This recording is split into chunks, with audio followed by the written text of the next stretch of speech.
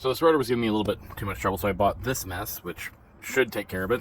And we're going to send it as hard as we can with this thing. Let's see how this tool actually works.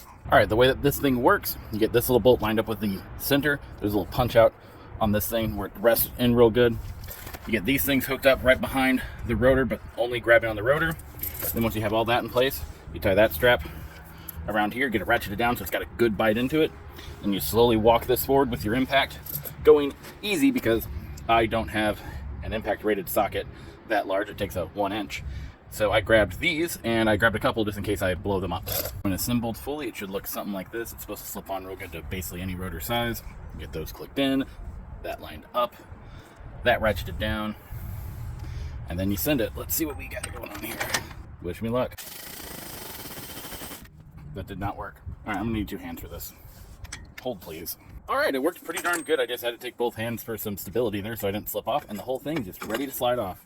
I can finally get back there and do those really stupid emergency drum brakes that Ford likes to put on these things. I was afraid I was going to send it a little bit too hard considering this isn't impact rated, but dang if that didn't work out. And it left a little bit of a mark down here, but I was told that's normal as long as it doesn't bite more than what you can tell with your fingernail. And yeah, it seems like that mostly just took off some rust and a little bit of shaving, so that's fine. Surprised it didn't come with like a rubber thing to like protect that, but it didn't. And every video I found shows that going directly into it. Let's see what we got going on here. All right.